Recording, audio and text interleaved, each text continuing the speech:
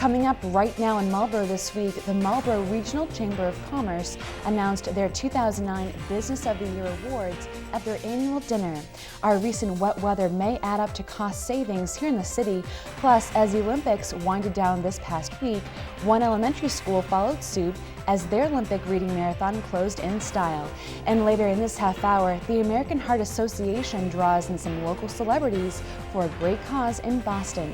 Those stories and more on this week's show. Marlborough This Week begins right now.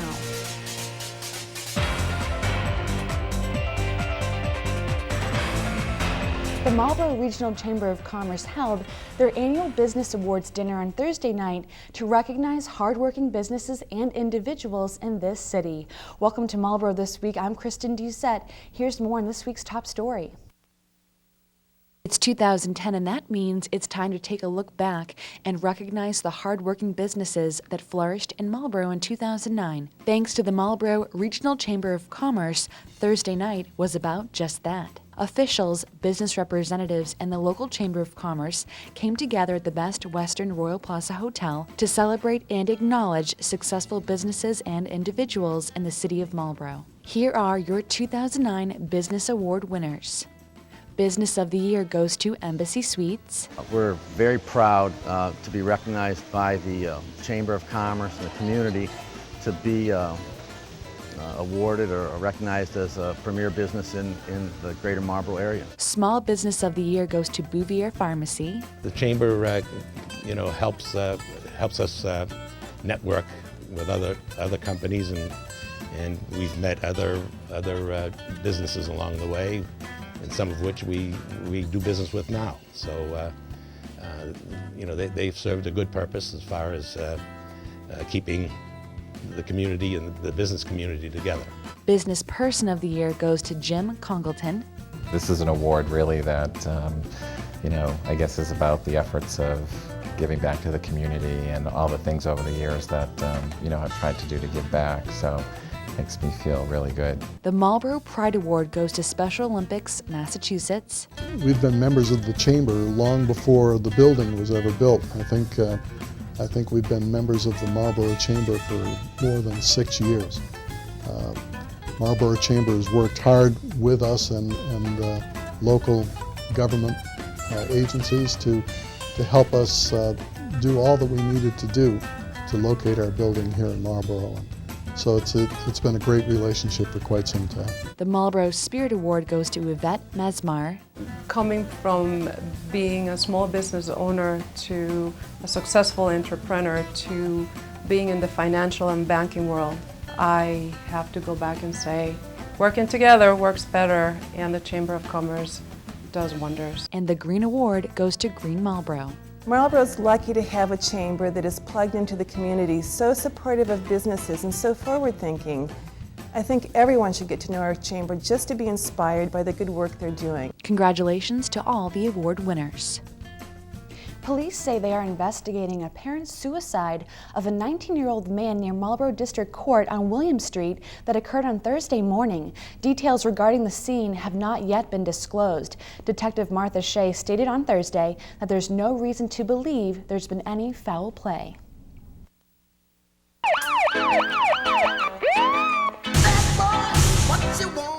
Two teenagers were arrested over the weekend for heroin possession. 18-year-old Thomas Heaton of 39 Old Charter Road and 22-year-old Jessica Conway of 8 Cotting Avenue were arrested at Heaton's home. Someone at the home called 911 and hung up. When officers went to the home, they found 2 bottle caps, a spoon, and a small bag, all with drug residue. In addition, police reported finding that Conway had 18 various pills for which she did not have a prescription. Heaton and Conway were charged with possession of heroin.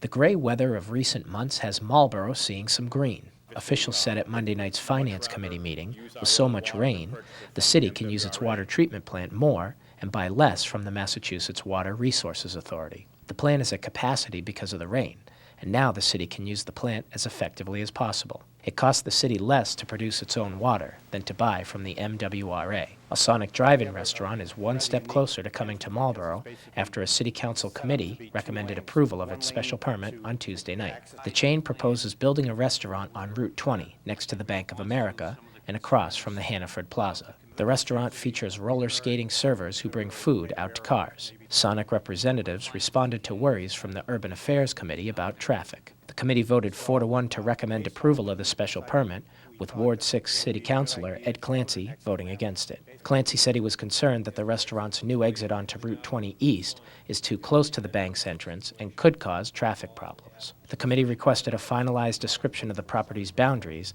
and a signed purchase and sales agreement before the full City Council's expected vote on the special permit at its March 22nd meeting. For this week's Committee Corner, I'm Dan Ginden. The teachers' union rejected a proposed contract on Tuesday, arguing that the city should fulfill its contract obligations and work on a new agreement. A statement released on Wednesday from the union said that the lack of fair contracts with school employees is a significant threat to the future of the school department. Superintendent Mary Carlson said the school committee will now discuss how to proceed in executive session. The union said it is looking forward to resuming negotiations.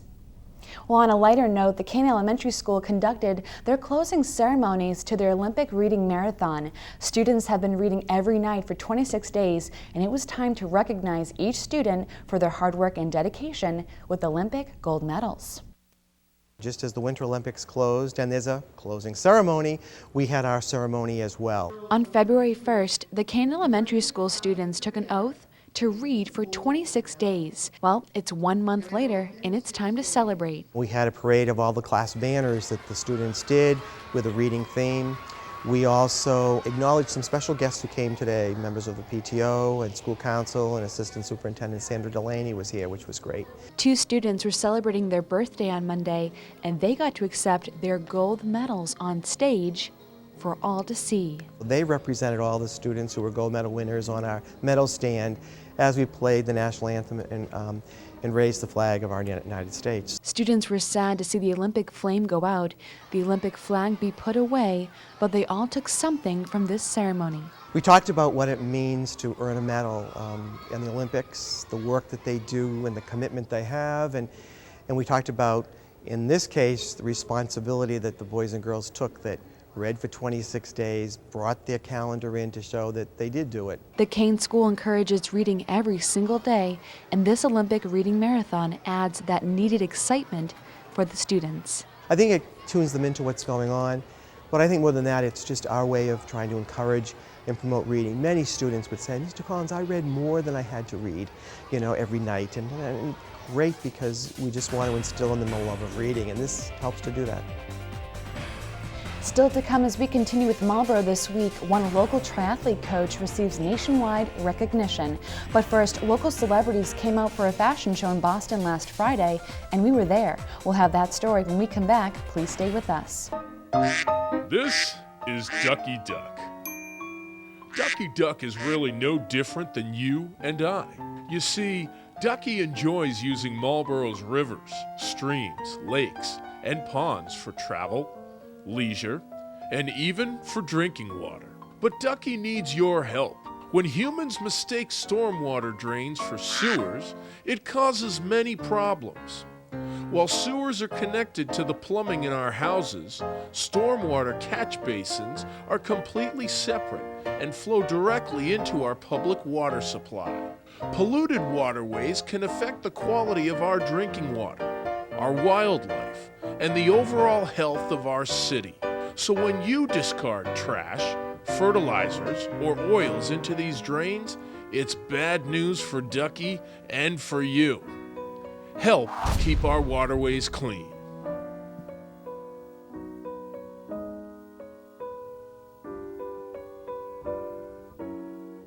Welcome back to Marlborough this week. The American Heart Association hosted their annual Go Red for Women fashion show and luncheon recently, and we were there to see local celebrities strut their stuff on the runway for a good cause in Boston last week. The luncheon is a truly wonderful event that mixes education and passion for the fight against heart disease and stroke. This is so crazy. The Go Red for Women luncheon takes a critical step toward raising women's awareness that heart disease is their #1 cause of death. Women who understand their risk of heart disease and know the steps to prevent it are better equipped to avert the serious and mostly preventable health threat. The luncheon is a truly wonderful event that mixes education, passion for the cause, and a fun and entertaining fashion show. The menu featured recipes from award-winning chef Jody Adams, and the fashion show featured the designs of Boston's own Sarah Campbell. Local celebrities came out for a good cause, sporting bright spring colors and, of course, the color red.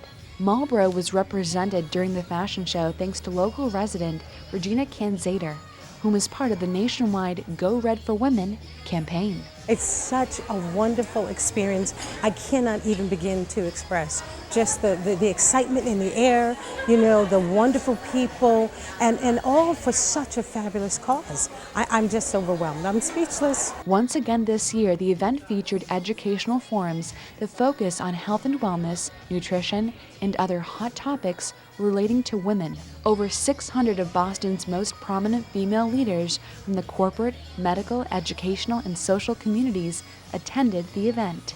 As a corporate sponsor of the 2010 Go Red for Women luncheon, companies in Greater Boston will be associated with the premier health organization and will join the ranks of other outstanding local corporations who are helping to raise awareness and funds specifically to prevent heart disease and stroke in women.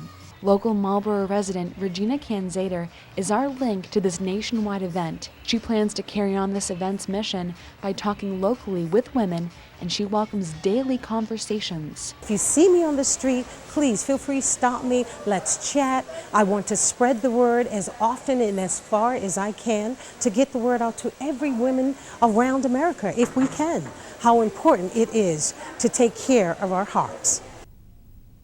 If you would like to learn more about this Go Red for Women campaign, check our website for playing times for this month's edition of Helping Hands. It's all about the American Heart Association and how to fight against heart disease. Well, the Mayor's Charity Ball is right around the corner, and committee members are working hard to make this year's event the best one yet. The Mayor's Charity Relief Fund needs a major deposit, and that's exactly what this ball sets out to do. We spoke with the co-chairs of the event to find out more about this year's committee and the actual event. We have some new faces, very excited, very energetic group, and we're just going to make it a really fun night. The upcoming 25th anniversary Mayor's Ball will celebrate a half-century of fundraising efforts for local people and families in need. The event will take place March 20th at the Best Western Courtyard. The theme of the ball is Neighbors Helping Neighbors, Golden Anniversary. The ball, held every 2 years since 1960, is the primary source of funding for the Mayor's Charity Relief Fund. The fund takes a hit. It doesn't have much come in except for the charity ball. That's what really brings the money in for it. Event co-chair Bob Kay says the ball is cherished by each and every mayor because it gives money back to the city. Everybody thinks, well, the mayor can do anything she wants with this fund, but that's not the case. The case is she works through human resources and supports them also, and gives money to the people, back to the people in the city of Marlborough that are in need. Residents of Marlborough facing financial distress can apply for assistance through the fund, and all applications are reviewed by Mayor Nancy Stevens. There's been many cases of people needing oil assistance, needing food. A couple of people got burned out of their apartments. We've supported that. That charity ball supports all of those things. The night will feature an hors d'oeuvres setup, which will welcome guests to sample select donated items from the menus of 15 local restaurants. We ask for this event, we ask for many other charity events through the year, and the businesses in Marlborough just continue to give. The small businesses, the larger businesses, they don't say no. Tickets are still available through any committee member, and the cost is $35. And don't forget, the Humanitarian of the Year award will also be announced at the ball. I think we're all looking forward to finding out who the 2010 recipient is. Well, speaking of awards, one local triathlete coach has received nationwide recognition. USA Triathlon named Tim Crowley its 2009 National Coach of the Year. We spoke with him this week at the Wayside Racket and Swim Club to see how he feels about receiving this major award. Some of the nice things, being the coach of the year, it gives you a little bit of recognition. So I've been able to, travel, around the country a little bit and do a lot of speaking engagements. And I really like that because it allows me to teach athletes and also teach coaches, which is really kind of an extension of what I do with my staff here at the club or with the members in terms of educating. Crowley is the co-founder of the successful Marlborough Triathlon that premiered last July. I think last year went really well as a first-year event, and we got a lot of comments from people amazed that it was a first-year event. I hope we can repeat that and make it better. I think there's things we learned from it, and as it builds in popularity and stature, I think it'll become bigger within the city and around the area. If you are thinking about competing in this year's triathlon, Crowley says find a trainer who's knowledgeable about this event. I think a lot of people make a lot of mistakes that in hindsight they said, if I knew then what I know now, I'd do something differently. Part of my goal is to plan some clinics and events around that to teach people, to bring them in and give them some knowledge and at least point them in a direction, whether that's not only some hands-on stuff in education, but also books or websites or stuff where they can go and learn, because it's a great thing about the sport is there's so much to learn. Crowley is passionate about training and coaching individuals for triathlons, whether you are a beginner or an elite athlete. I really enjoy all levels. I think the beginner is great because I'm brand new to the sport. And then you get your people who've been doing it for a lot of years and taking them to another level, and then you get your elite athletes. So I'm pretty fortunate that I get a chance on a daily basis to work with all ability levels. To continue with Wayside, a Spin for Hope will be held there this Sunday, March 7th from 9 to noon. Spin for Hope is a 3-hour indoor cycling event that is hosted by health and fitness clubs throughout New England. All proceeds benefit the American Cancer Society. We'll have a full recap on next week's news for you, so stay tuned. Well, senior softball registration, your pet of the week, and our sports wrap-up, it's all coming up next. Don't move. We'll be back after this short break. These tiny germs send 200,000 Americans to the hospital every year. Seasonal and pandemic flu spreads by touch, sneeze, and cough. So it's up to you to stop the flu. Get a flu shot. Sneeze or cough in your sleeve or a tissue. Why, that's right. Wash your hands with soap or sanitize. And don't bring the bug to work or school. Yes, it's up to you to stop the flu. Welcome back to Marlborough this week. Marlborough Senior Softball is holding registration for their 2010 season, which starts on May 1st. The team is looking for players 55 and over for men and 45 and over for women. All games are played during the week in the mornings. For more information, please call Fred Serra at 774-249-0143.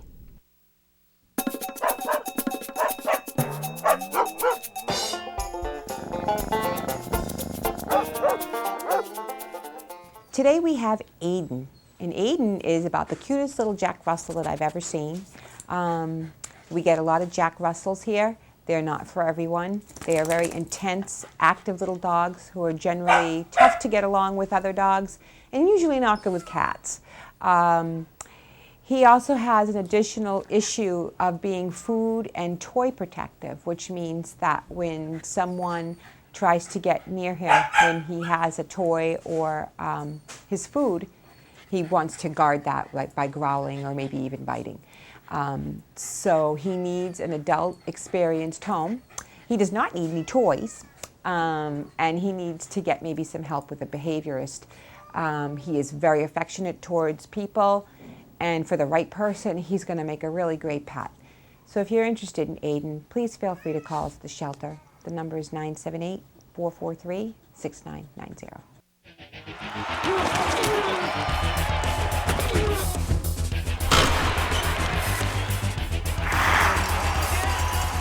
Hey Marlborough, it's Rob O'Keefe, so that means it's time for another sports update. 3 big playoff games this week, all with the same outcome, so let's get right to the footage. Marlborough girls taking on Westborough in a Division I quarterfinal last Friday night. Westborough's Leah Murphy was virtually unstoppable, scoring 24 points in all. Westborough jumped out to an early 17-8 lead at the end of the first quarter, but Marlborough was determined not to let this one get away. Second quarter, freshman Amanda Monfalcone starts a rally with a nice shot. And then Emily Riley decides to do it herself on this drive, all part of a 9-0 run at the end of the second quarter, the Panthers trailing by just one at the end of the half. Sarah Clark puts Marlborough on top 24-23 early in the third. The two teams went back and forth for most of the third quarter, and then Marlborough ties it up at 35 as Julian Farley sneaks one in before the end of the quarter. Fourth quarter now, Samantha Kahn wants the ball and she wants the lead. The steal, the score, and the foul, it was a thing of beauty. Unfortunately, Leah Murphy had the hot hand and gave Westborough the lead, again, for good.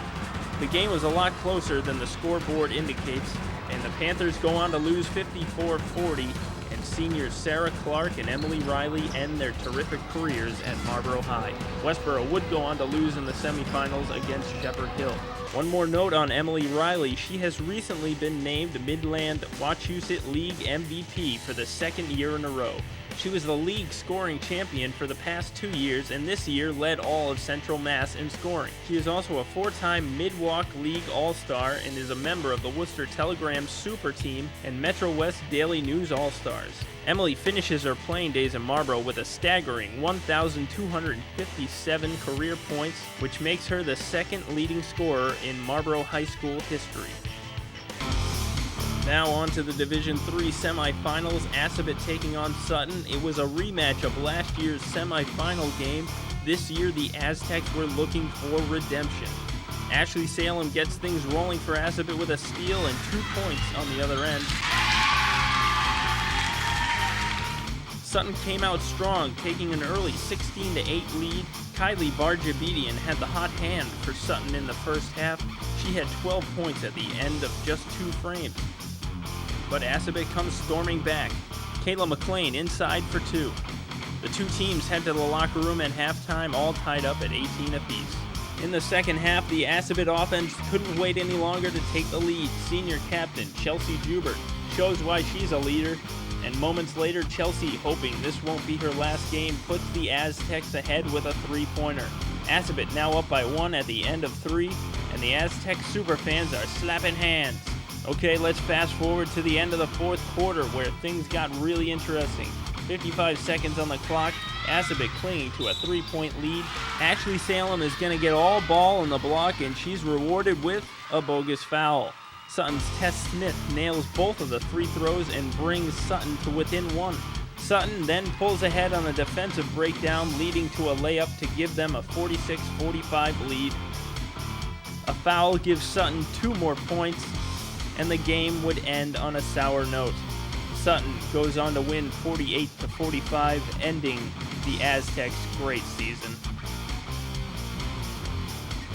Even more semifinal action. This time it's boys basketball. Marlborough taking on top-seeded powerhouse St. John's. Brian Perron gets the scoring going early for St. John's. St. John's star player Richard Rogers, who the Panther D kept relatively quiet, scores 2 more on their next possession to give the Pioneers a quick 6-2 lead. Then Carlos De La Cruz hits his first of 3 from beyond the arc to bring Marlborough within 1. And that's when the game started to run away from the Panthers. St. John's proceeded to go on a 15-2 run, and they would never look back. And every time the Panthers seemed to pick up some momentum, even in the form of a huge 3 by De La Cruz, St. John's would answer right back to kill any thoughts of a potential comeback. Zach Auguste, who was pretty quiet in the first half, came up big in the second half, scoring 19 of his 25 points in the last 2 quarters, but that would not be enough. St. John's goes on to win 60-46, and that closes the books on the boys basketball season. And that closes our books on the winter sports season for us. Back to Kristen. Our live city cam caught some flurries and rain showers on video this past week. Let's see what the next 5 days has in store for us. There's some warm temperatures and sun finally. Here's a look at your 5-day forecast.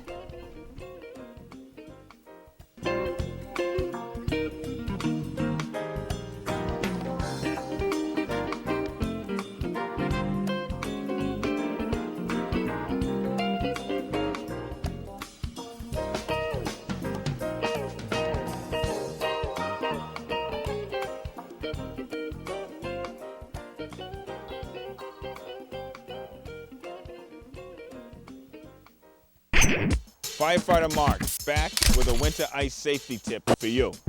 Daily changes in temperatures cause the ice to expand and contract, which affects its strength. If someone does fall through the ice, act quickly and call 911 immediately. Do not go out on the ice to help someone who has fallen in. Would-be rescuers become victims themselves. Extend a branch, pole, or ladder to the victim. Cold water does not have to be icy. It just has to be colder than you are to cause hypothermia. And hypothermia can be deadly. And remember, the only safe ice is at the ice rink. Welcome back to Marlborough this week. Before we go, Governor Deval Patrick will be making an appearance here in Marlborough this coming Tuesday at a speaker breakfast hosted by the Marlborough Regional Chamber of Commerce. We will bring you a full recap of his visit and what he spoke about in next week's news. Well, that's going to do it for this edition of Marlborough This Week. I'm Kristen Doucette. Thanks for joining us, and we'll see you again next week.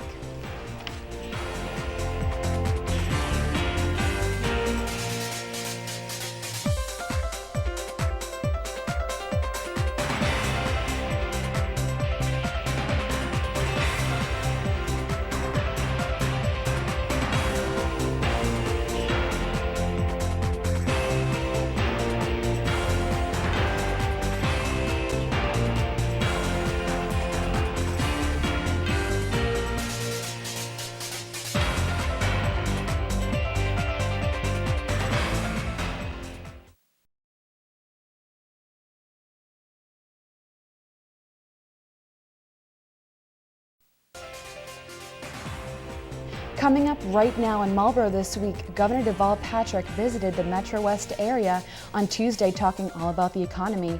City Hall was evacuated late Thursday afternoon after a fire alarm had been activated, plus a new downtown police substation officially opened its doors on Wednesday.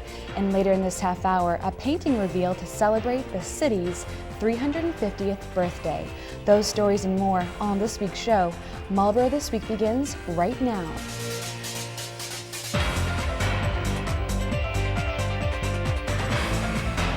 Governor Deval Patrick spoke at a distinguished speaker breakfast hosted by the Marlborough Regional Chamber of Commerce on Tuesday, talking all about the economy. Welcome to Marlborough This Week. I'm Kristen Doucette. Here's more on this week's top story. We do what we do because we care about Marlborough and we care about you, but also because every time I come out here, I get a package of homemade oatmeal raisin cookies from the staff of the chamber. In a swing through the region on Tuesday, Governor Deval Patrick touted an improving business environment but stressed much work remains to get the economy humming again. This is the worst economy in living memory. People and businesses, perhaps some of yours, were hammered last year by economic forces beyond your control. Patrick stated that the state eliminated 2,200 positions and will cut more to keep the state budget on track. The state has also imposed furloughs, pay freezes, and program cuts. We did what every business and every family has had to do in the last year or two or so, and that is make do with less. Despite declining tax revenue, the last three budgets have been delivered on time and balanced. Our budget still keeps faith as best as possible with our commitment to help the people of Massachusetts weather these difficult times and build a lasting recovery. The governor pointed to the state's high bond rating and reforms of ethics and transportation as highlights at the moment. Slowly but surely, the Massachusetts economy is coming around. Other independent economists predict Massachusetts is recovering faster, sooner, and stronger than the rest of the nation, and for the first time in 20 years, young people and families are moving into Massachusetts at a faster rate than they are moving out. The governor said he has lost patience with the excuses and arguments from the health insurance industry about why costs are out of control.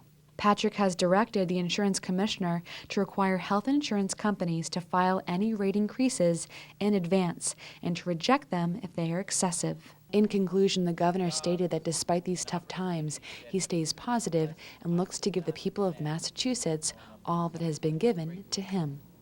And all I'm trying to do is give back what I was given.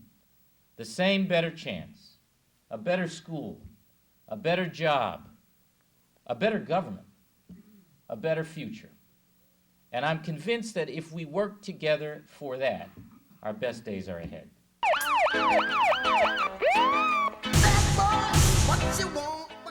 A hearing for 2 men accused of murdering a Marlborough teen last June at Callahan State Park in Framingham, scheduled for Tuesday, has been postponed. 17-year-old Marquis Brown of Marlborough and 19-year-old Yeslin Gonzalez of Brooklyn, New York, are now scheduled to appear in court on April 27th. The hearing was postponed because a jury is being selected in an unrelated case in the same courtroom. They are accused of killing Tyree Lewis on June 20th.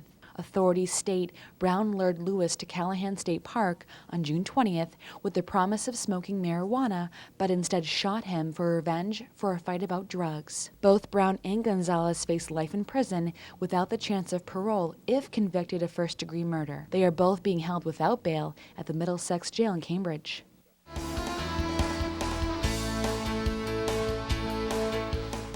It's 11 to approve. Chief Plummer, welcome to the City of Marlborough. The city officially has a new fire chief. The city council on Monday night unanimously approved Ricky Plummer to lead the fire department for a 5-year term. Plummer has worked in firefighting for more than 30 years. Officials have said they are looking forward to Plummer coming in with a fresh set of eyes and analyzing the department's efficiency. Plummer has already offered suggestions for budget savings. Fire Chief David Adams retired in February, and Deputy Chief Fred Flynn has been serving as acting chief. In other business, a long line of people supported and a few opposed another rink at the New England Sports Center during a public hearing. The center at 121 Donald Lynch Boulevard grew from 4 to 5 rinks about 6 years ago. Hockey officials, parents, and hotel and restaurant owners are now advocating for one more rink. After much deliberation, the new name for the grades 4 to 7 school appears headed for a city council vote soon. The school committee on Tuesday night recommended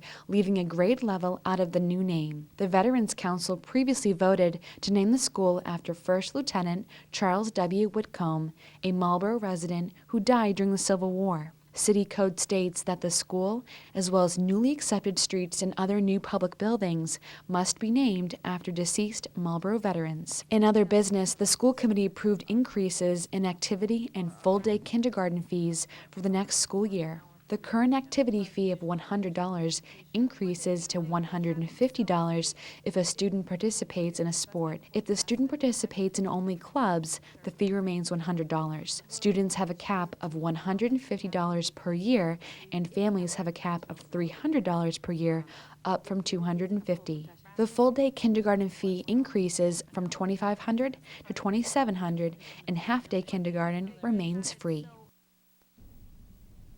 City Hall was evacuated late Thursday afternoon after a child pulled the fire alarm. Fire crews arrived to the scene and evacuated the building.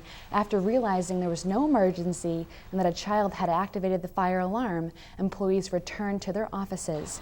Fire officials say that this type of incident unfortunately happens once in a while. Community policing has taken another step forward with the addition of a downtown police substation at 240 Main Street.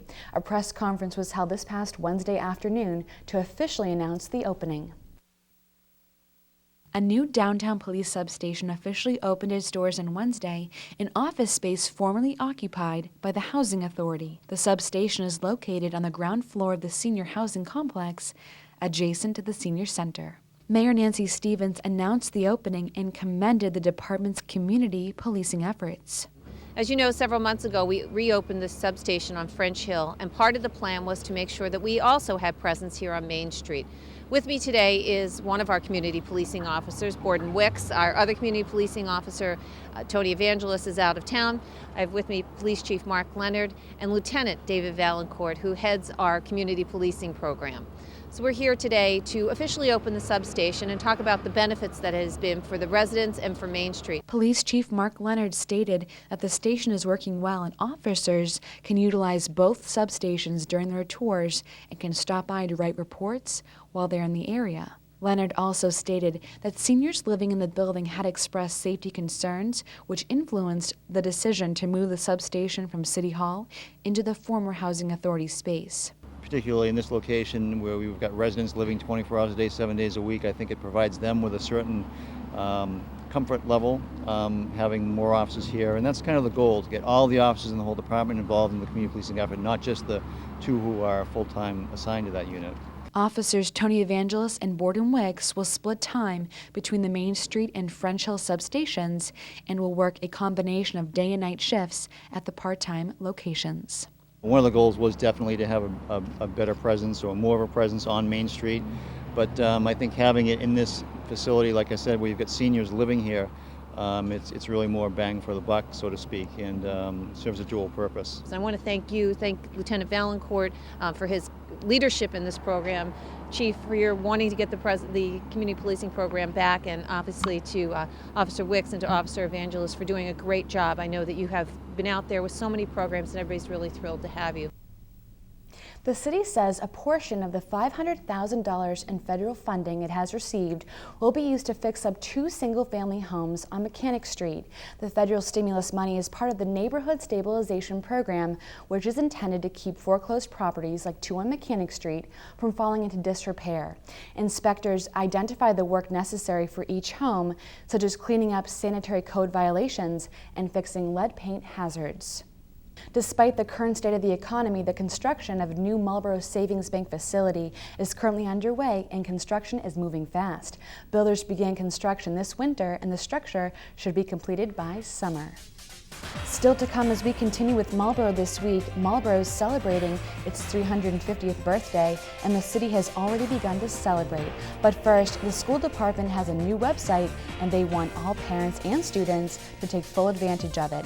We'll have that story when we come back. Please stay with us.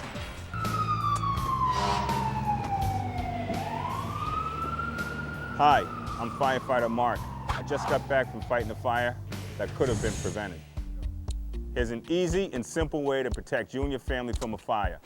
Change your batteries in your smoke detector. When replacing the batteries in your smoke detector, make sure that you have fresh, new batteries. When testing your smoke detector, you want to make sure that you push the test button. And don't forget about carbon monoxide in your home. There are 2 types of detectors to protect yourself from carbon monoxide.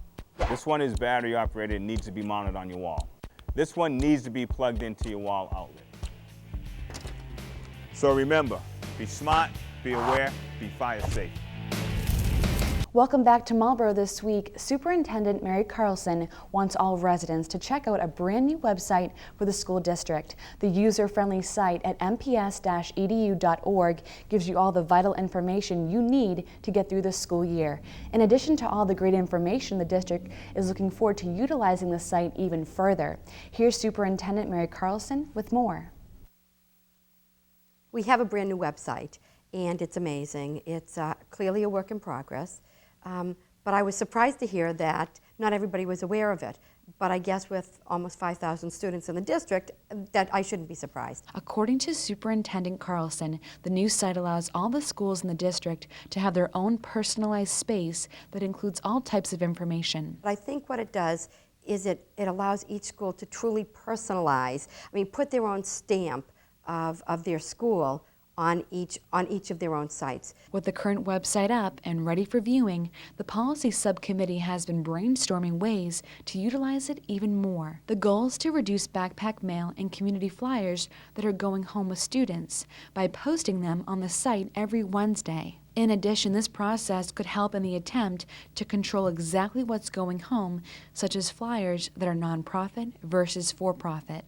Last year, our administrators, the principals, really struggled a little bit because we sent home over 150 additional pieces of mail that wasn't specifically school information going home. Residences who do not have access to a computer will still have the option of receiving backpack mail in hard copy form. Implementing the move from hard copy to posting it on the website will help reduce the waste of paper, in addition to having information readily available at any time. Places for people to access that information continually, which I think is different than just having something go home once a week in backpack mail. As a parent, I know I used to get stuff, read it and throw it away. Whereas when it's up on the site electronically, it's there. Another website you can take full advantage of is Marlborough350.org. The city is currently celebrating its 350th birthday, and there's lots of information regarding celebration events on the site, so check it out. Well, speaking of upcoming events, on Thursday night, one local artist donated its time and skill to help the Marlborough 350th Committee raise funds for the city's birthday by providing a special painting. Marlborough This Week reporter Hillary Coughlin has this story. A ceremony was held this past Thursday night at Christopher Heights, unveiling artist R.J. Houghton's painting of Marlborough in the 1830s. 1, 2, 3.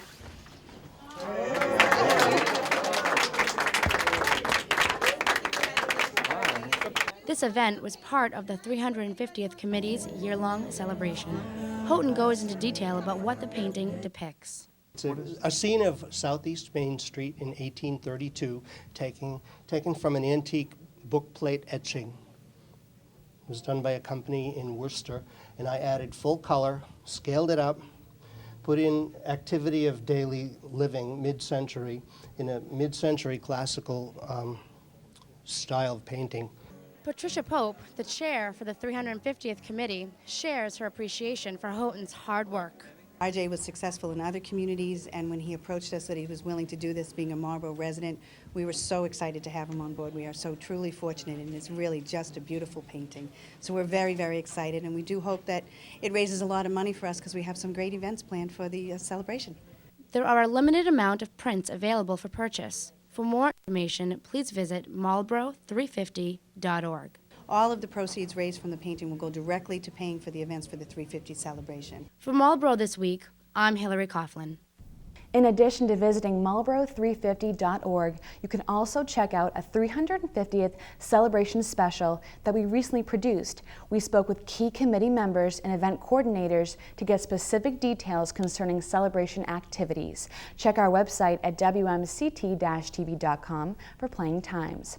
Coming up, Marlborough played host to a youth basketball tournament. We have the highlights, and we'll have your pet of the week after the break, plus this.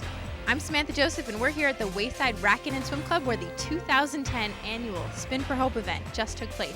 We've got that story coming up on Marlborough This Week. This is Ducky Duck. Ducky Duck is really no different than you and I. You see, Ducky enjoys using Marlborough's rivers, streams, lakes, and ponds for travel, leisure, and even for drinking water. But Ducky needs your help. When humans mistake stormwater drains for sewers, it causes many problems. While sewers are connected to the plumbing in our houses, stormwater catch basins are completely separate and flow directly into our public water supply. Polluted waterways can affect the quality of our drinking water, our wildlife, and the overall health of our city. So when you discard trash, fertilizers, or oils into these drains, it's bad news for Ducky and for you. Help keep our waterways clean.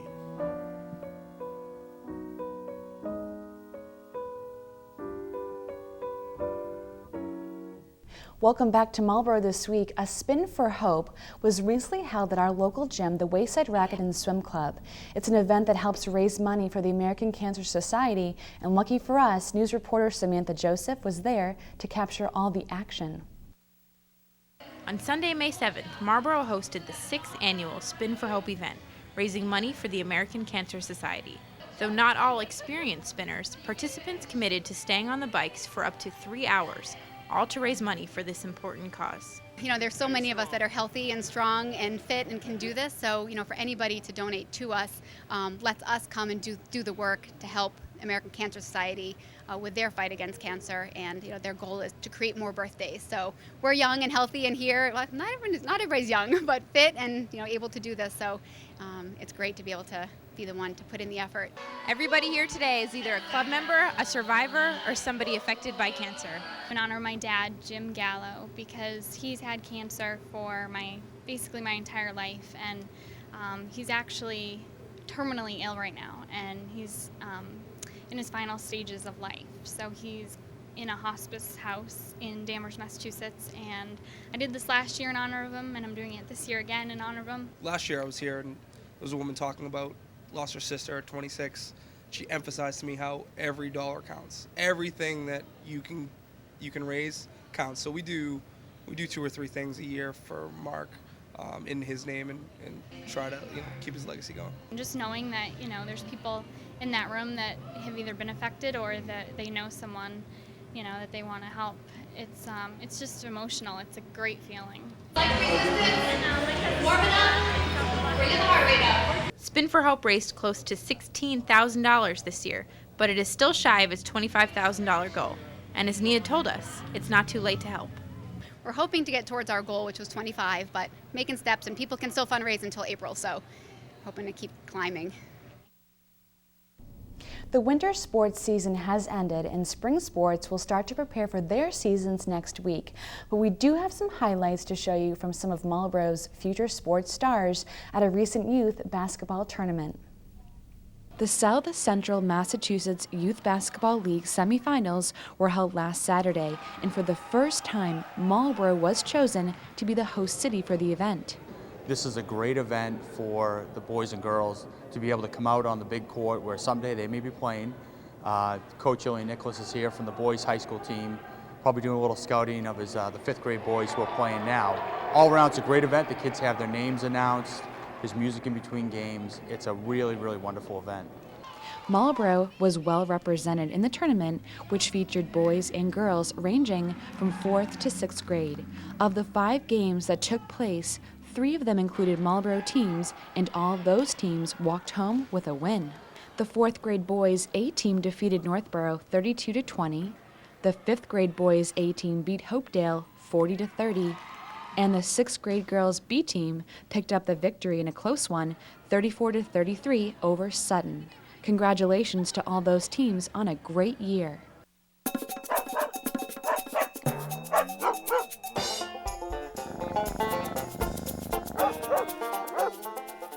Today we have Shadow. And Shadow is a crazy little guy. He's about 5 months old, recently neutered. He is half Beagle and half Schnauzer. I like to call him a Bowser. And he certainly has the bark of a Beagle, which I believe is part of the reason why he might have been turned into us. He's very, very happy, and he gets along with all the other dogs, but he is going to be a lot of work. He's not housebroken, and he needs tons of exercise, and he's going to need some obedience training, but in the end, you're going to have a great family pet. So if you're interested in little Shadow, please call us at Buddy Dog. The number is 978-443-6990. Our live city cam caught some nice weather on video this past week. Let's see what the next 5 days has in store for us. Looks like rain the entire weekend, unfortunately. Here's a look at your 5-day forecast.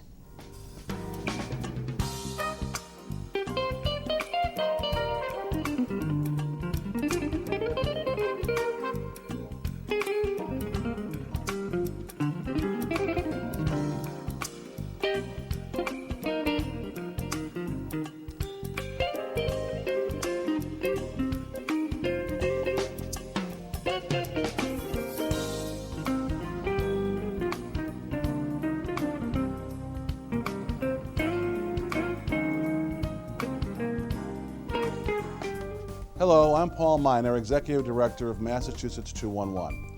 211 is a non-emergency information hotline that provides callers with the information they need to solve many of life's everyday and sometimes critical problems.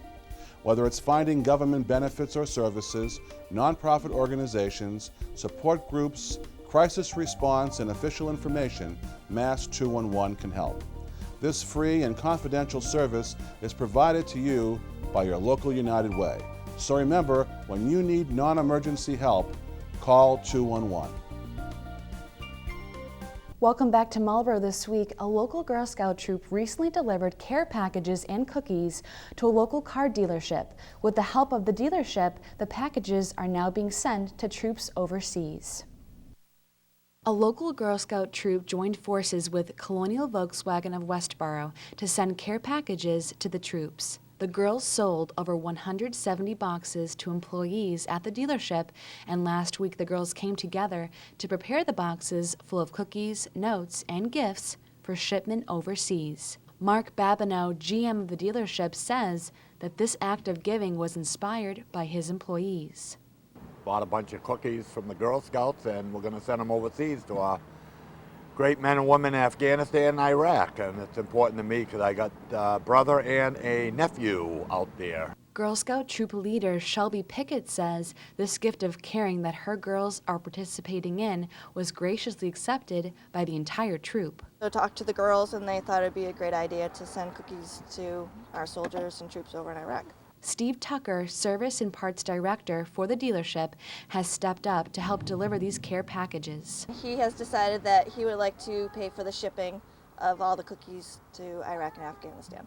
Overall, everyone was happy to send a piece of home to the troops serving our country with this gift of caring event. Kids were really happy. All the guys were really happy because we want to support the troops over there.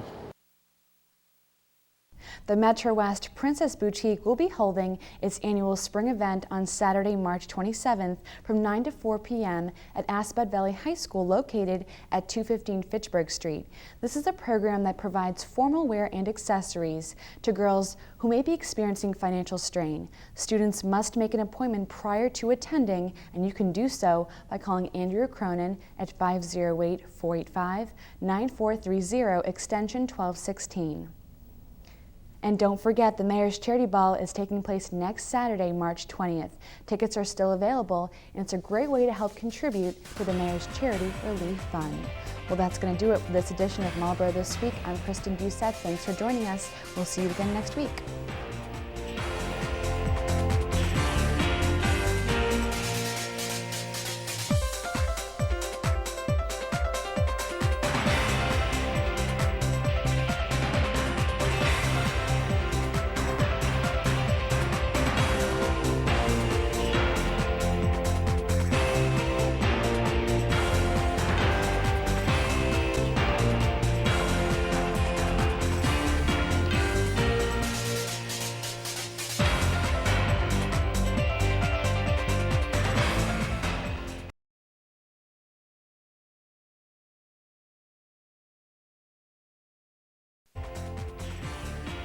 Coming up right now in Marlborough this week, hundreds stepped out in style for this year's Mayor's Charity Ball. The Finance Subcommittee of the School Committee continued the discussion of next year's school budget, plus the race is on to fill the Ward 4 City Council seat and a free dental clinic to those who need it most. Those stories and more, all in this week's show. Marlborough This Week begins right now.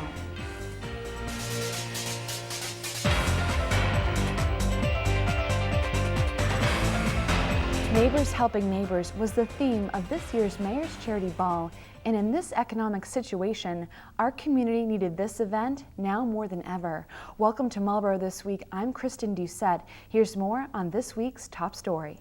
Our community in these tough times has really come together, and to see the participation and all the people at the ball tonight helping their neighbors, it's fantastic. Hundreds of Marlborough city officials, residents, family, and friends came out to celebrate the annual Mayor's Charity Ball last Saturday night. The evening began at 7 p.m. with hors d'oeuvres and drinks. All who attended enjoyed conversing with coworkers, family, and friends. The annual ball is aimed at raising money for the Mayor's Charity Relief Fund. On top of that, the event celebrated its 50th anniversary this year. The belle of the ball, Mayor Nancy Stevens, who's attending her third ball, says she is just as excited about this one as she was her first. I think even more so this time because we've had two other balls. This is the third term, and just the people coming together and the theme of the ball, Neighbors Helping Neighbors, it is so appropriate for this time and economy that we're in that I couldn't have asked for anything more appropriate in terms of a theme. This ball is the sole contributor to the Charity Relief Fund. Just last year, because of an emergency need for fuel and food assistance,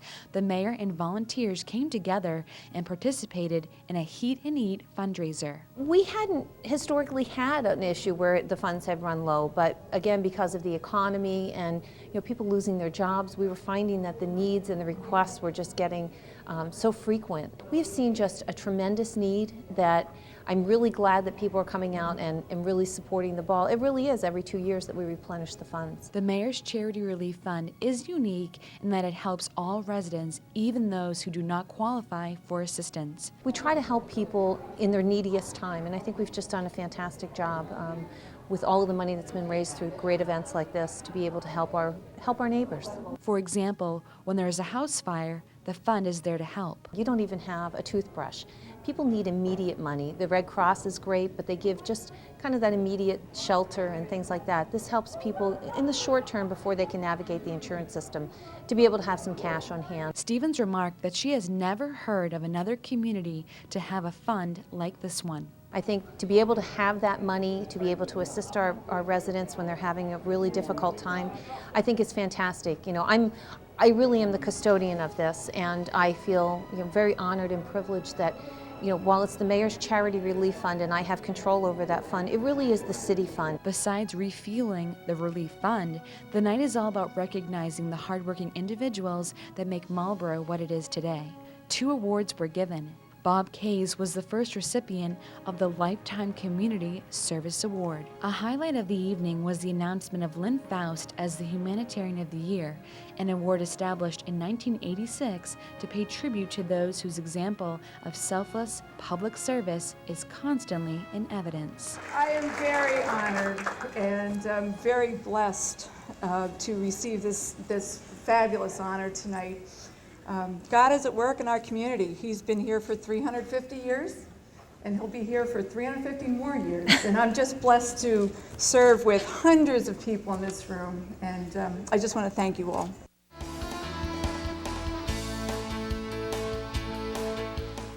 Councilors again slammed the state's new ethics test, but in a close vote Monday night, approved a required liaison to the State Ethics Commission. City employees, board members, and contractors who work for the city must take an ethics test as part of a reform law. Municipalities must appoint a liaison to help coordinate their effort. The City Council designated Personnel Director David Brumby as that liaison. 4 of the Council's 11 members, Michael Lossing, Arthur Vigent, Donald Landers, and Patricia Pope, said they were opposed. At a meeting last month, the Council's Legislative and Legal Affairs Committee argued against the test and voted not to designate a city liaison to the Ethics Commission, but the city learned that anyone who does not take the test could face a fine of up to $10,000. In other business, the Council directed $10,000 for events associated with this year's 350th anniversary of Marlborough. Mayor Nancy Stevens had requested the transfer from the undesignated stabilization fund.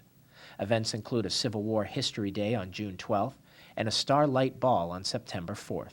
The school committee announced on Tuesday that they will interview the first batch of superintendent finalists this weekend. Starting at noon on Saturday, the committee will interview Weymouth High School principal Anthony Pope, Kelly Clenchy, superintendent for 3 Maine towns, and Revere High School principal David Duroussi. The meetings will be held in the District Education Center and are open to the public. The interviews are scheduled for 2 hours each. On April 6th, starting at 4 p.m., the school committee will interview the other 2 finalists, Marlborough Assistant Superintendent James Jolliker and Douglas Superintendent Nancy Lane. The school committee will narrow the pool to 2 or 3 candidates and will visit their home districts. The public will also get a chance to interview the school committee's selections. The board hopes to select the new superintendent by April 30th. The new superintendent's first day is scheduled for July 1st. Superintendent Mary Carlson is retiring in October.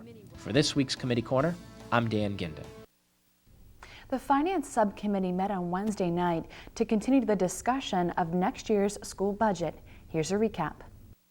School committee members on Wednesday night recommended adding staff at the grades 4 to 7 school to help lower class sizes. The Finance Subcommittee supported fiscal 2011 budget additions of 2 teachers in 4th grade and 1 teacher in 5th grade. As part of restructuring last year, the school department cut about 24 positions. The department tried to achieve equity in class sizes throughout the district, aiming to bring most classes up to 24 students. After talking with the 4 to 7 school assistant principals and principal, it became clear that 4th grade class sizes would again be too high without additional teachers. The number of 3rd grade graders transitioning out of the elementary schools is high. Superintendent Mary Carlson's original proposal was a $48 million budget, which marks an increase of 1.8% over fiscal year 2010. The Finance Subcommittee plans to report out the budget on April 6th. The school committee is scheduled to hold a public hearing on the budget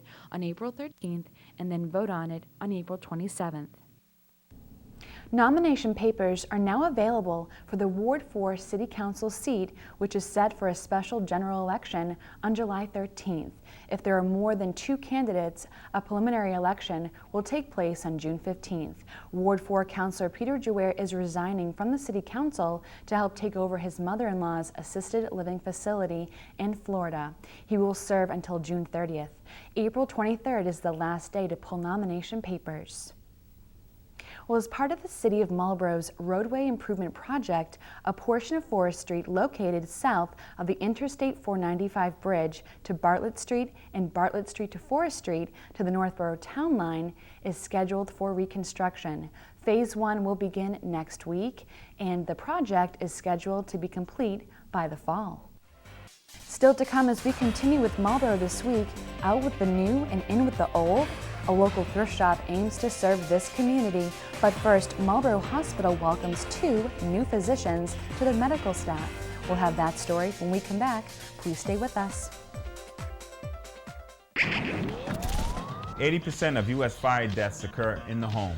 Hi, I'm firefighter Mark Asenko, here with some fire safety tips for you. Stay in the kitchen when you are frying, grilling, or broiling food. Talking on the phone, watching TV, using the computer are all distractions that can lead to home fires.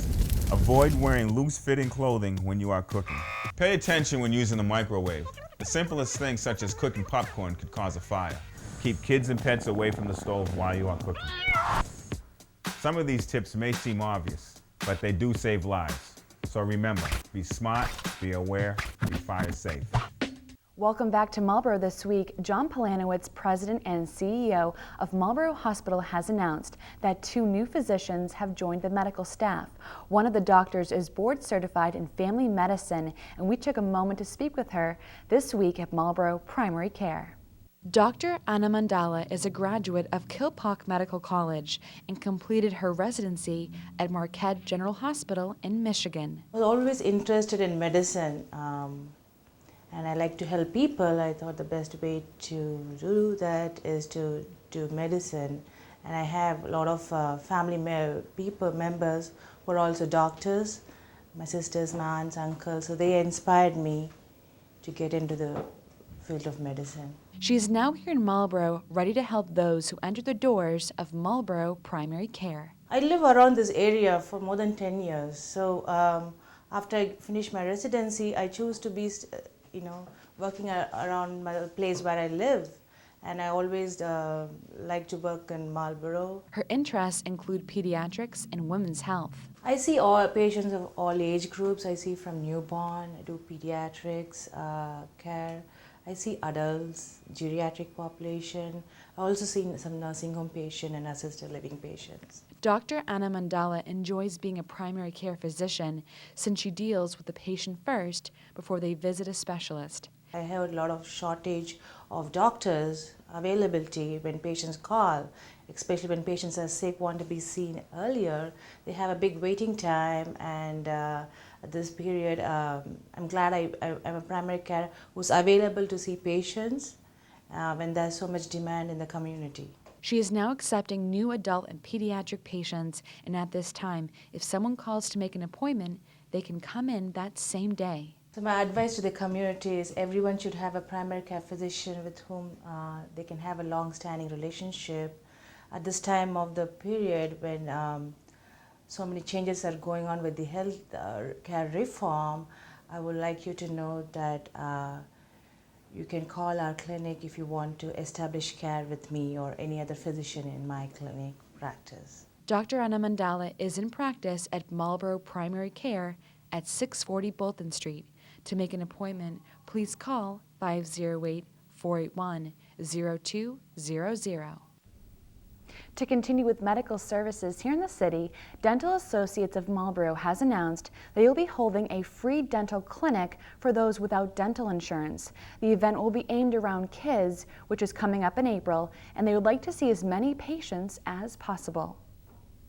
Those who are really in need is to provide a dental service where they can all get updated x-rays, cleanings, dental education, and just help those that are unfortunate at this time. Dr. Sanjeev Nara and his staff at Dental Associates of Marlborough will be holding a free dental clinic on April 17th from 8 a.m. to 4 p.m. to provide cleanings for local children without dental insurance. Our staff is very much on board with this as well. They're all volunteering their Saturday because they feel as passionate as I do about this. So, all five of us, all 5 chairs, we went full all day long to see how many we can help. Having moved his practice to Marlborough just 8 months ago, Dr. Nara feels it's important to give back to the community. I really feel in giving back to the community as any way I can. I just started, but one of the things I feel that's very important, especially in this day and age, especially the way the economics of the country is trying to give back to the communities. Nara encourages parents to make an appointment for a 50-minute cleaning and educational session to promote good dental hygiene at a young age. So the big thing what we want to do is we want to first give them a thorough cleaning and prophy, give them exam, let them know if there's any areas where they may have decay or cavities, and where needed we want to update their x-rays to just better inform them of their dental situation. In the future, Dr. Nara would like to bring even more to Dental Associates by utilizing more office space and providing even more to his patients. Eventually what I'd like to do is broaden this practice where it'll be a multi-specialty facility where I can provide all aspects of dental care for the patient where they wouldn't have to go to another office to see a different specialty. I could have them everything done in-house. For me that way, my biggest thing is comprehensive care, and I feel by having the doctors in this facility, I can better take care of the patient's needs. To book an appointment for your child, please call 508-485-1800. To make it a little bit organized for everyone, I would love to have them call the office, and that way we can set up proper time for them, and then it'll streamline the office flow so they've been seen in a timely manner.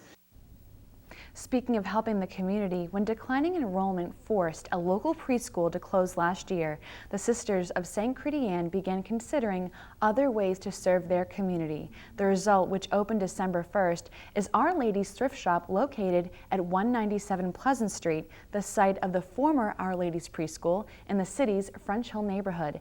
We met with the sisters to learn more. Our Lady Preschool on Pleasant Street served local children for 36 years. Sister Estelle and Sister Jean Marie founded the school as a way to give 3- and 4-year-olds a head start before entering kindergarten. Unfortunately, due to declining enrollment and an economic downturn, the school was closed in June. We knew about it in May. Sister Jean Allard told us in May that she was going to have to close the preschool, and it was hard for her because she was the principal and the directress here, and it was kind of hard for her to tell us that she was closing the preschool, but it had to be done. We had really no choice.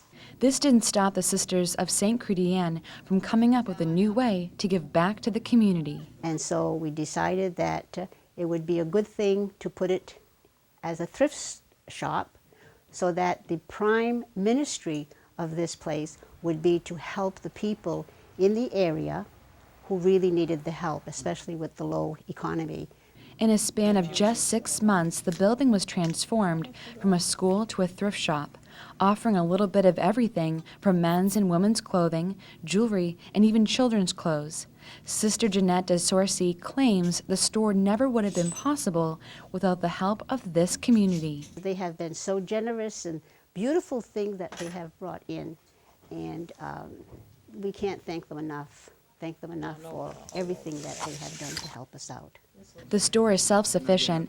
Any profits they make cover their expenses, and anything beyond that, they donate to charity. Our Lady Thrift Shop is open Tuesdays, Thursdays, and Saturdays, 10 a.m. to 12 p.m., and again from 1 p.m. to 3 p.m. Coming up next, we'll have your Pet of the Week and a look at spring sports. Plus, we hear from Marlborough High School's new athletic director. Don't move. We're back after this short break.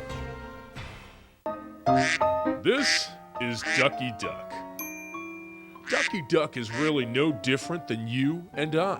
You see, Ducky enjoys using Marlborough's rivers, streams, lakes, and ponds for travel, leisure, and even for drinking water. But Ducky needs your help. When humans mistake stormwater drains for sewers, it causes many problems. While sewers are connected to the plumbing in our houses, stormwater catch basins are completely separate and flow directly into our public water supply. Polluted waterways can affect the quality of our drinking water, our wildlife, and the overall health of our city. So when you discard trash, fertilizers, or oils into these drains, it's bad news for Ducky and for you. Help keep our waterways clean.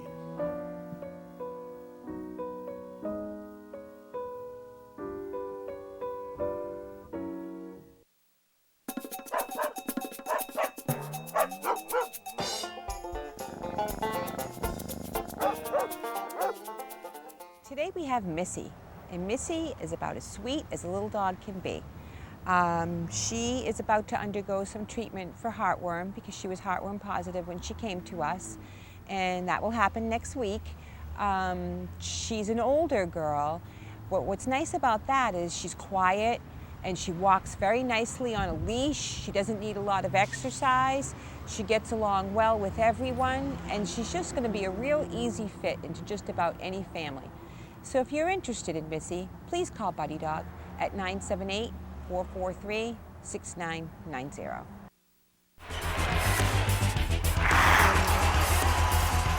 Hello Marlborough, Rob O'Keefe back with another sports update. Last week we were at Marlborough High. This week we're over on Fitchburg Street to meet this year's Assabet Valley spring sports teams.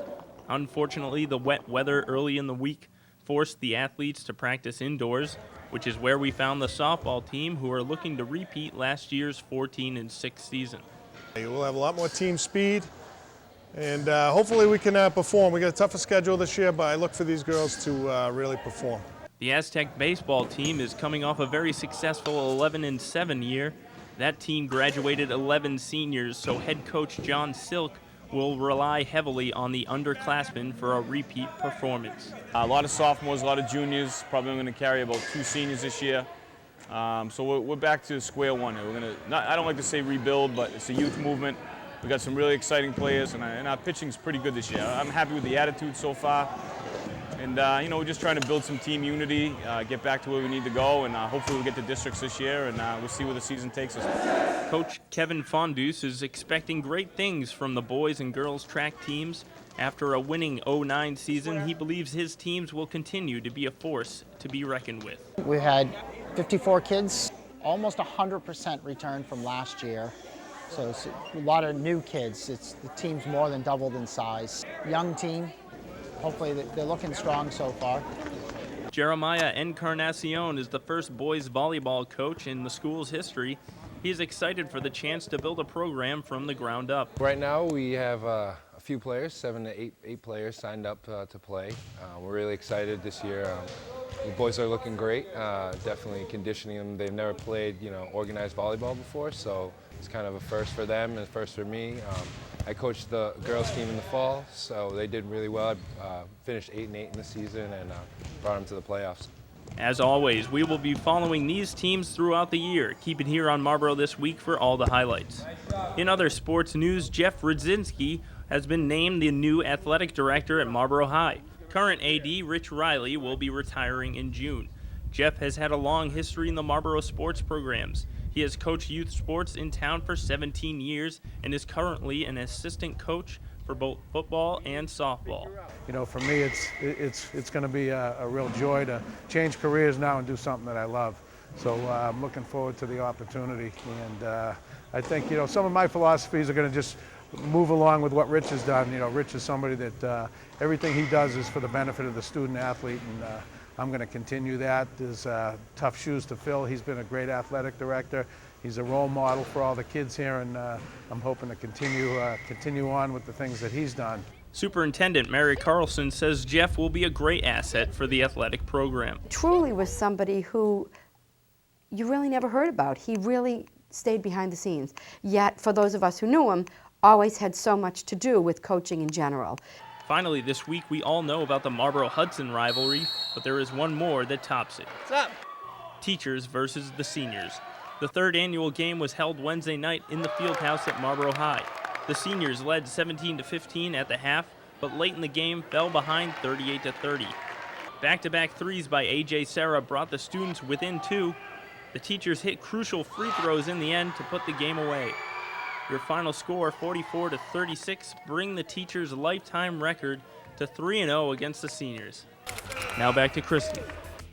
This week brought in more rain, colder temperatures, and even some flurries on Friday morning. Let's see what the next 5 days has in store for us. Here's a look at your 5-day forecast.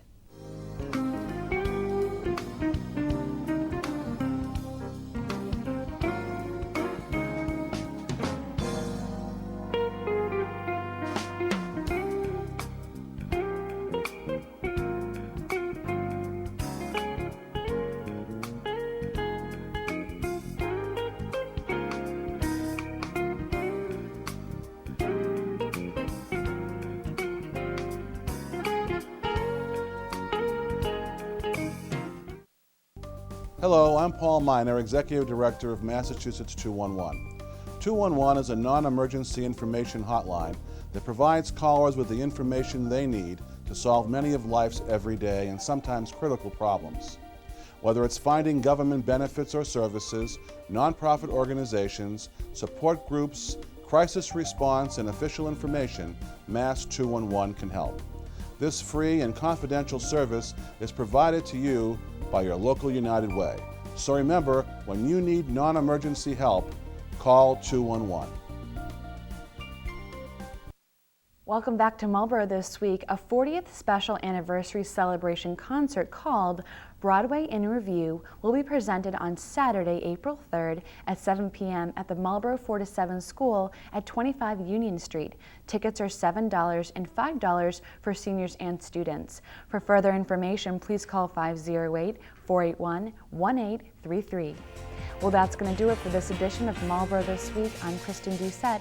Thanks for joining us. We'll see you again next week.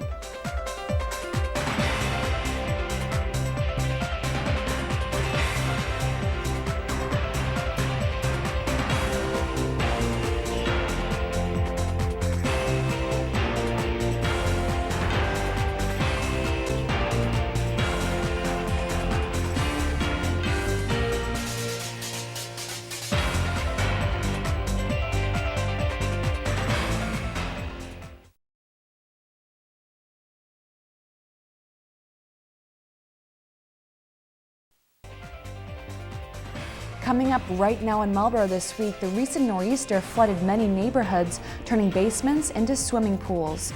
Tuesday's 2011 school budget presentations were focused on technology and class sizes. Plus, the school district is currently in phase 1 of a 5-year plan aiming to bring all schools to a whole new level. And later in this half hour, a talented performer motivates and captivates an audience through a comedy performance at your local library. Those stories and more on this week's show. Marlborough This Week begins right now.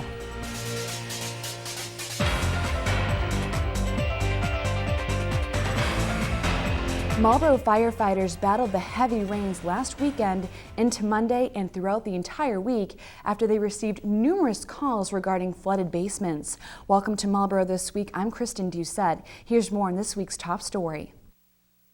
The Marlborough Fire Department was busy over the weekend dealing with flooding basements all over the city. On Monday morning, one local household had 3 to 4 inches of water lining their basement floor.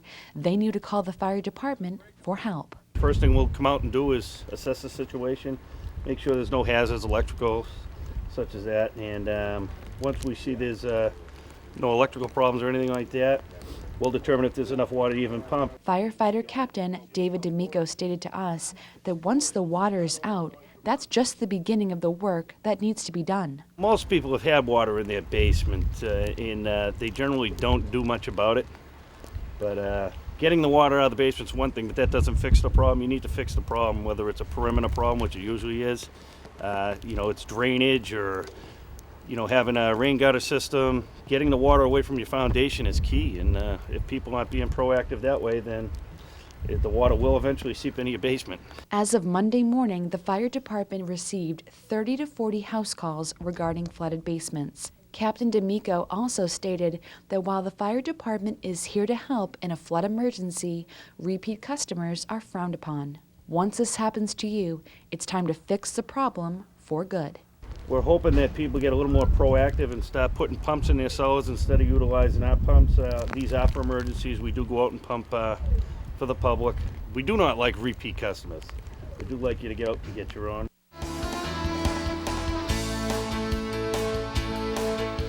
The Finance Committee this week supported funding for the Public Works Department's emergency repairs during an unusual winter. The committee on Monday recommended approving $43,000, half of it dedicated to overtime, to pay for the repairing of breaks and leaks in water mains and restore service. The proposed money transfers come out of the Undesignated Stabilization Fund. Public Works Commissioner Ronald Lafreniere told the board that the department is only using overtime on an emergency basis. Pipes are getting old, the commissioner said, but with good stormwater planning, Marlborough fared a lot better than others. The Finance Committee unanimously backed the transfers, which next go to the full City Council for a vote.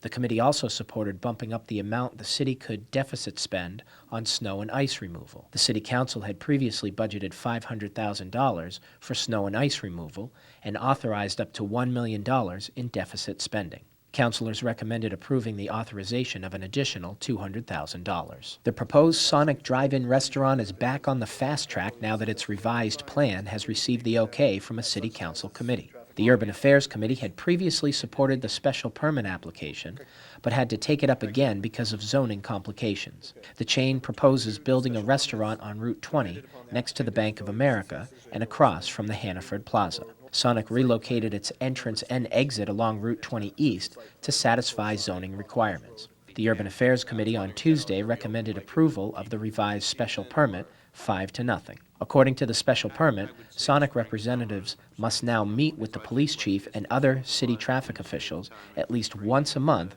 before the restaurant opens to review opening plans. The restaurant must also hire police details during an expected initial busy period. The full City Council will likely vote on the special permit at its April 5th meeting. For this week's Committee Corner, I'm Dan Ginden.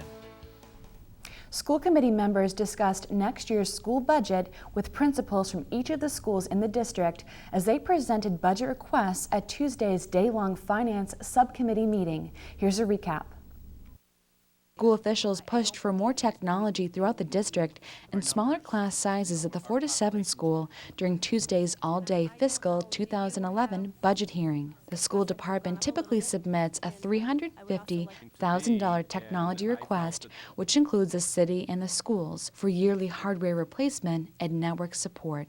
This year, the request is $500,000, which includes $150,000 for instructional technology. Most of the additional money is for new projectors. Marlborough High School Principal Deb Roy presented the school committee with a detailed $600,000 technology plan on Tuesday. The school is ready if any money can come down. Elementary school principals also advocated for more technology. Most of the Kane Elementary School classrooms only have one computer. The superintendent's proposed $48 million fiscal 2011 budget marks an increase of 1.8% over this year while keeping staffing level. The Finance Subcommittee is scheduled to discuss the budget once again on March 24th. A public hearing on the budget will be held April 13th, with the school committee expected to vote on April 27th.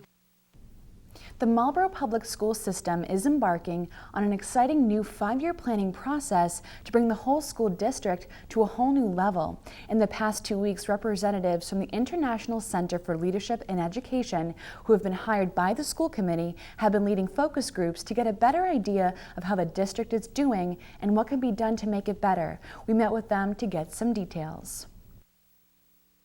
The school committee has hired the International Center for Leadership and Education to aid our school district in developing a strategic 5-year plan. The company received several grants from the Gates Foundation to identify what makes high-performing schools so high-performing. Focus groups have been currently facilitated by the organization to hear what's going on in our district firsthand. 2 representatives have been meeting in the schools, meeting with staff and students to fully understand how people of this district feel about the school system and what they would like to see ultimately in the future. We begin our process by making sure that we have a clear picture of the current state of the district, and to do that we spend a lot of time visiting schools, talking to the adults, talking to students, and visiting classrooms. This organization has a proven track record of helping school districts adopt the best practices of the nation's top schools with a focus on rigor, relevance, and relationships using 21st century skills. Anybody who's charged with trying to help give kids the best opportunities they can has to balance a sense of impatience with the amount of time it actually takes to make those changes. And our job will be to help provide a context for that so that people can see some balance. Richard Tenike spoke with us about what he's been seeing so far in the school district, and there are some positives and some negatives. We both have seen that the accomplishments of this district are considerable. We have noticed, for example, in high school, it has one of the richest program offerings of schools that we've seen. We've also seen that, as no surprise to the folks here, that the district has had a recent history of some instability just because of turnover of leaders. Now that they have done their site visits, the representatives can now identify key themes that have emerged through their research that will aid in developing the 5-year strategic plan. 5 years may seem like a lot of time, but Tenike explained that dramatic positive change is not developed overnight. Schools that we've seen around the country rarely make a change from good to great or from wherever they are to the next plateau in a short space of time. A familiar face is among the 5 semi-finalists selected by the city's superintendent search committee to replace retiring superintendent Mary Carlson in the fall. The list was announced on Tuesday morning at a special school committee meeting. Mr. Kelly Clenchy is a superintendent for the Regional School Union 26 in Orono, Maine. Mr. David DeRusi, he is a principal of Revere High School. James Jolliker, our assistant superintendent for the Marlborough Public Schools. Nancy Lane, who is the superintendent of Douglas Public Schools currently. Anthony Pope, who is the principal of Weymouth High School in Weymouth. And we are looking forward to moving on with the final interviews with the search committee. The school committee hopes to select the new superintendent by April 30th, and their first day is scheduled for July 1st. Superintendent Mary Carlson is retiring in October. Well, speaking of electing new leaders, Marlborough Democrats picked a new slate of officers this past week, and the results demonstrated a strong emphasis on youth. Marlborough resident Sean Navin was chosen as chairman, and the committee elected Matt Giancola as vice chair for the men and Lorraine Calzetta as vice chair for the women. Still to come as we continue with Marlborough this week. As spring approaches, one local elementary school teaches students the rules of the road when it comes to bike safety. But first, an extended Saturday bus service is about to come to the area, and we have the details. We'll have that story when we come back. Please stay with us.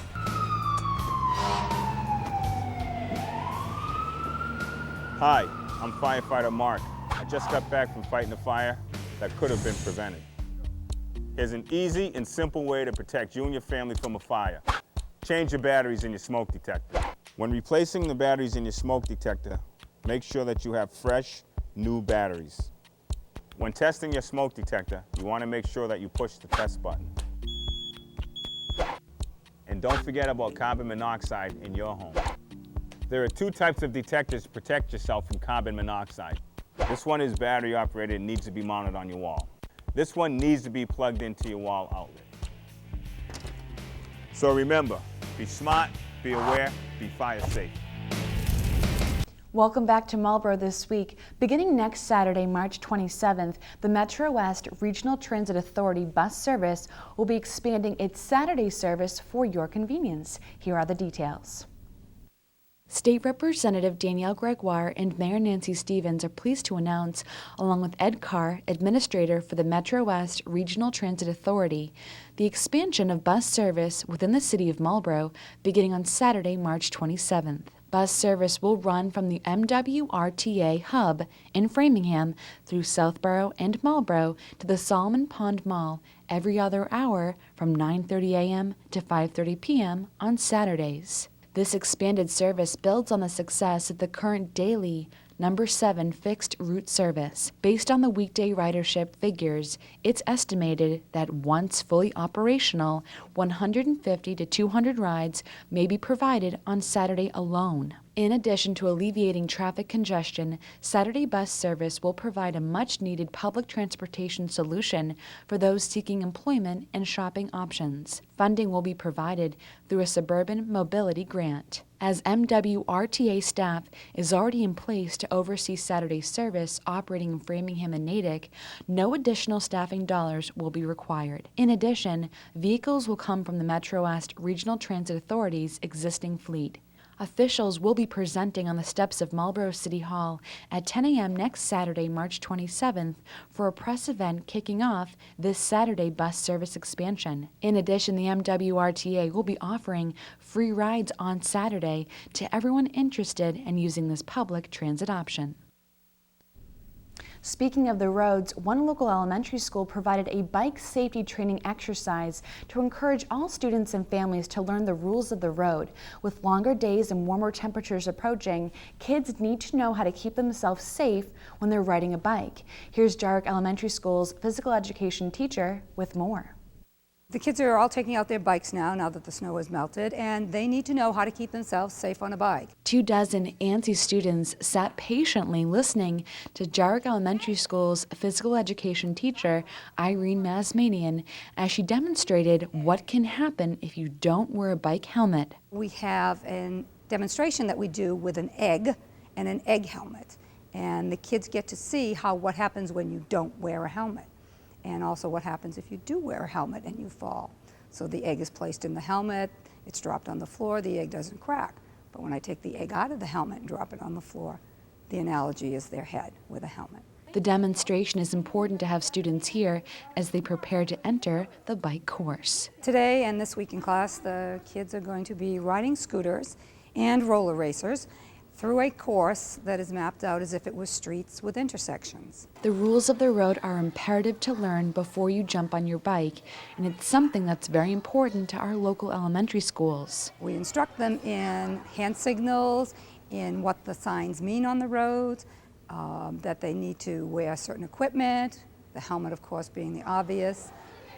They should have reflectors on their bike so they can be seen. This training is a joint effort between the schools and the American Automobile Association. They give us materials that we are able to give to the kids. We give them a bike license. We give them a bookmark that has the bike safety rules on it. This training, in addition to all the activities that are conducted at Jarrick Elementary School throughout the year, are to ensure that all students excel in all areas. You know, body, mind, and spirit, and you can't forget the body, because, you know, it all goes together. I mean, you know, you have your computer and it runs the body, but, you know, you got to keep everything going. And I think that the kids are more gifted as students, the more gifted they are in the gym. Medical providers at Marlborough Pediatrics sent families home from checkups with free books and a very important prescription on Monday afternoon. Read aloud to your children. State Senator Jamie Eldridge was there to support this message by reading books to a group of young patients. Take a look.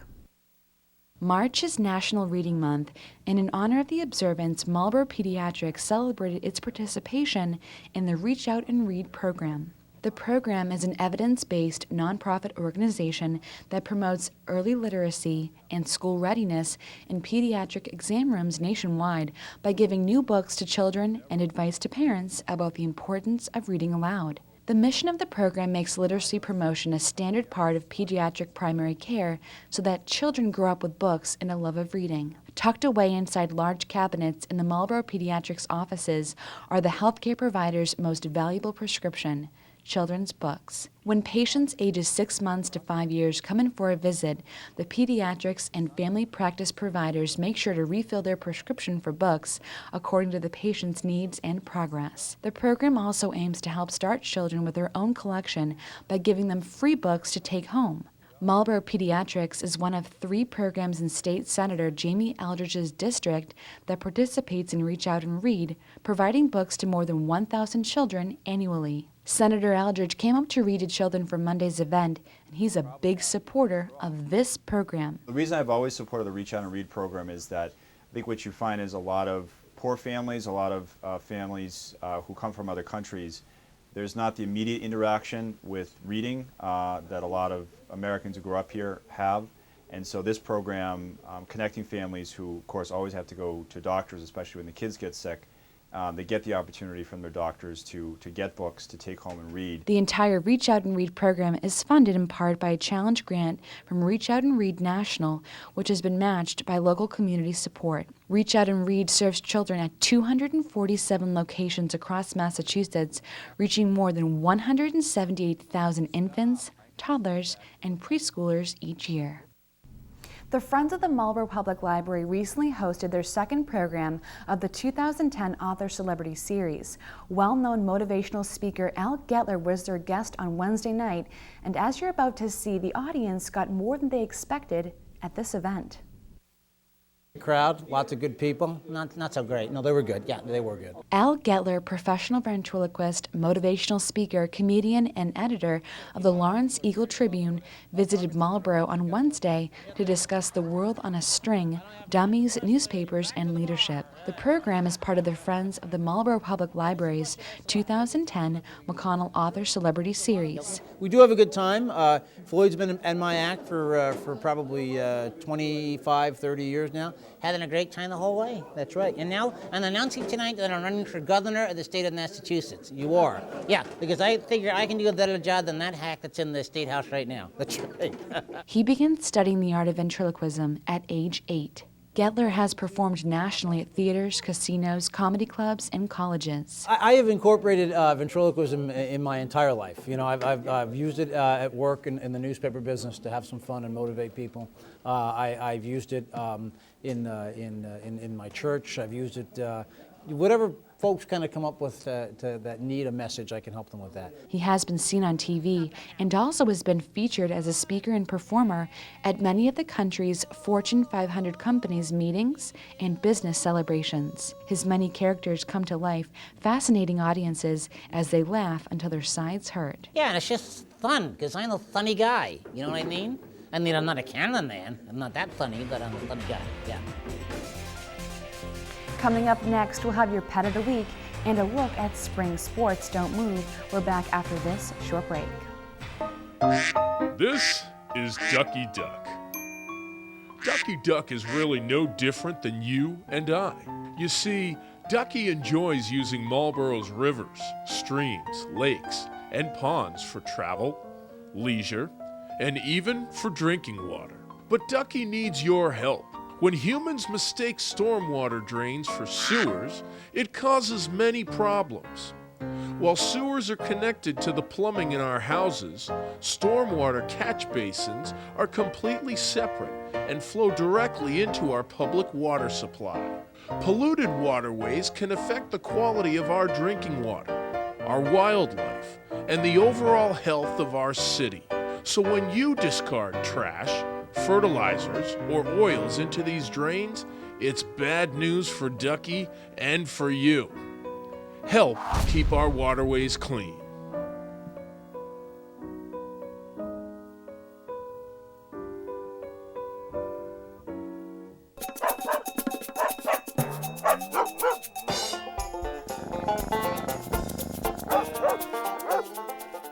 Today we have Soliel, or also known as Sol, here at the shelter.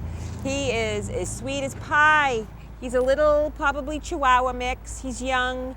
He came to us from the Save Asado rescue program in Puerto Rico, so he's still learning English. He's probably housebroken. They usually are. He's good with other dogs, except he does not like to share his food, so he has to be fed separately. He's a little bit on the needy side, but that'll be worked out through some confidence building with his training. He's going to make a great pet, and if you're interested in Soul, please call us at Buddy Dog. The number is 978-443-6990.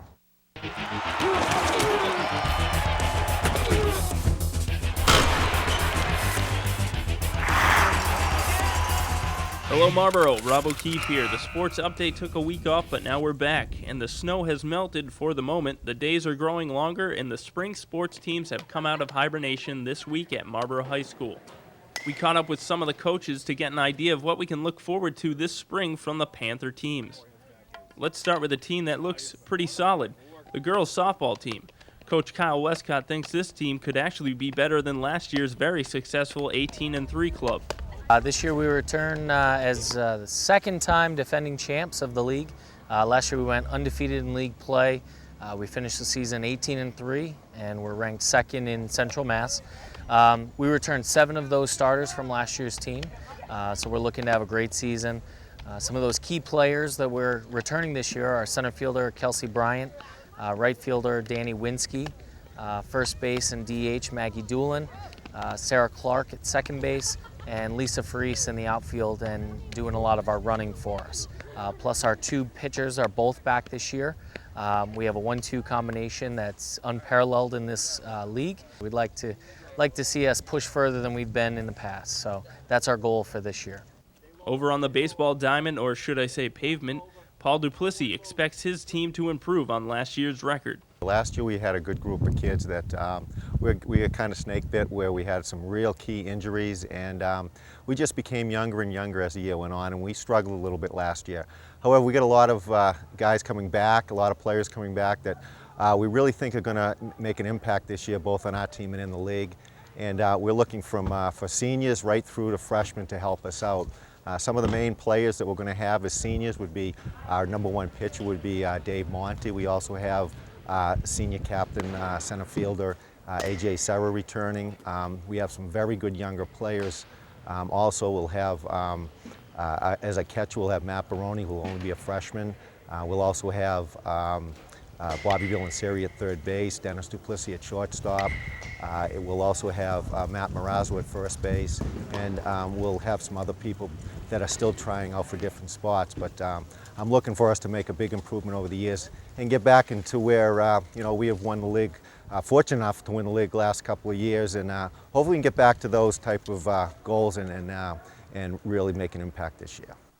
The boys volleyball team held tryouts this week in the field house. Coach Peter Lepre tells us all about this year's group. We graduated 5 or 6 kids last year who were main forces on our team, which I think we had like a 15-5 or 16-4 record last year. So this year, a lot of new kids are going to fill in. We really only got 2 kids out there who played a lot last year. So in that sense, it's going to be a fun year. On the tennis courts, Coach Tom Lepre saw one of his highest turnouts in his 25-year coaching career for Panther boys tennis. So we have a large percentage of the team coming back. We were very young last year, started 4 sophomores, 2 freshmen, 1 senior. This year we'll be starting all underclassmen, no seniors. The top 3 or 4 players on the team should be juniors, and the rest of the lineup will be filled with sophomores and maybe 1 freshman. On the girls' side, first-year coach Greg Marganini is very excited about his team, who finished last year with a 12-5 record. Well, a lot of young talent. Looking forward to the season. It's my first year as a head coach. Started yesterday, and like what I see, some consistency in all parts of on the team, and doubles and singles, and just hope for a productive year. Up on the track, we found a great turnout for the boys and girls track teams, and both Coach Sean Mahoney and Dave Marini expect to be very competitive this year. We're excited about the outdoor season. The winter season went well. Coach Welton, Coach Mariani had a great winter season. We have a great senior class. Guys like Mike Bryant, Steve McQuaid, Derek Maxwell, Carl Chung, Ryan Salaga, Adrian DeJesus. We've got a lot of kids that have signed up, almost 60 right now. We're still trying to sort it out. Some kids are still signing up late, but it looks like we've got really good numbers and got a really big senior class, almost about 15 that are still interested in track. It's tough for seniors because the season continues on after they've graduated. And last but not least, girls lacrosse coach Mary Kelleher is in her 7th and final year as head coach and is looking forward to the season as well. This is a veteran team. I have a lot of seniors on the team that have started with me when they were a lot of them in 8th grade.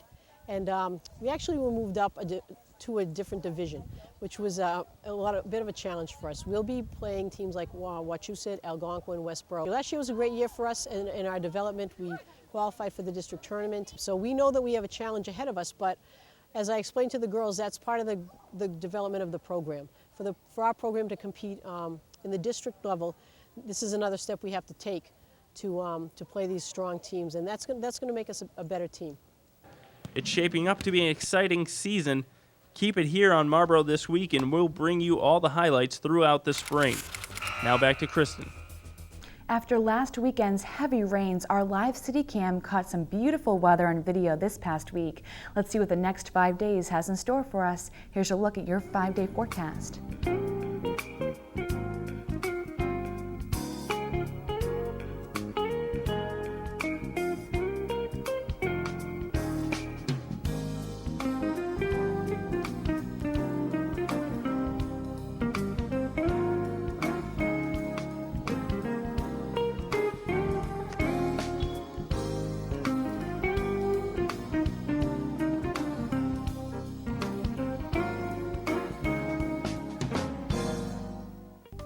Hello, I'm Paul Miner, Executive Director of Massachusetts 211. 211 is a non-emergency information hotline that provides callers with the information they need to solve many of life's everyday and sometimes critical problems.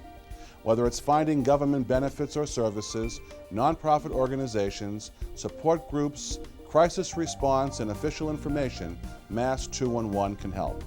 This free and confidential service is provided to you by your local United Way. So remember, when you need non-emergency help, call 211. Welcome back to Marlborough This Week. The Marlborough Schools will be presenting the All-City Art Show entitled Dare to Design through next Wednesday, March 24th in the main foyer of the Marlborough 4-7 School. This year's exhibit features over 600 pieces of student artwork from kindergarten through grade 12. The 4-7 School will be open Monday through Friday from 8 a.m. to 3:30 p.m. so the parents can come with their children to see the artwork. Please use the Route 85 entrance to the school just north of Union Street. Well, that's going to do it for this edition of Marlborough This Week. I'm Kristen Doucette. Thanks for joining us, and we'll see you again next week.